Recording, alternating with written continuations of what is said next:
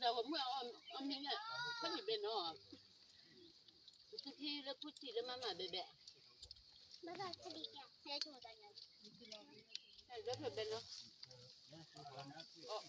cái dòng dòng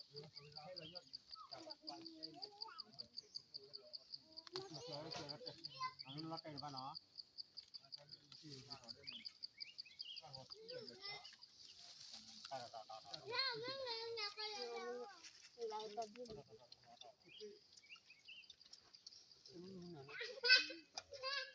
tôi như thành gì đó mà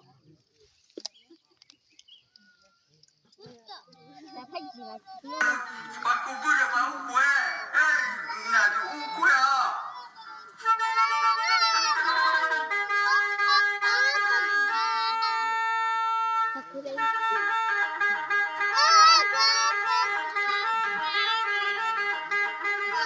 저기랑 자꾸 이걸 뛰어 그만해.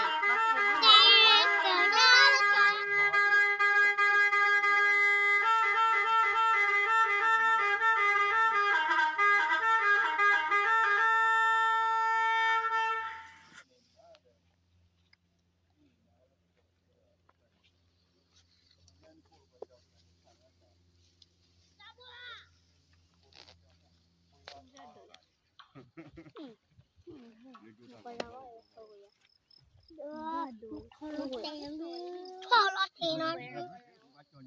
thế này dùng đôi này dùng cái nó cứ đâu là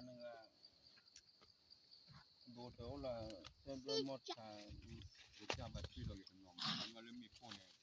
bảo là cái lên trap bù này xem một cái cái mà nó cứ đồ đó này cái gì cái đó mà có đó mà có này mà mình trap bù cái gì cái rồi à mấy cái này mà đâu có giá đâu đâu này cái này cái giờ này tuổi nhà nó phải là cái mình đưa nó tao rồi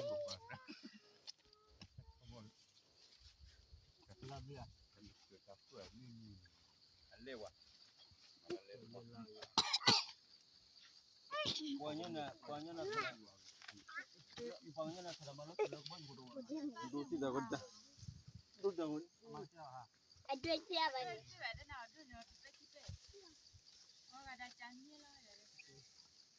papa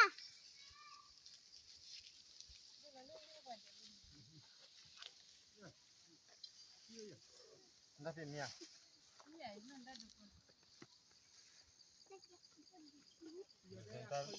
Kalau ke Suranda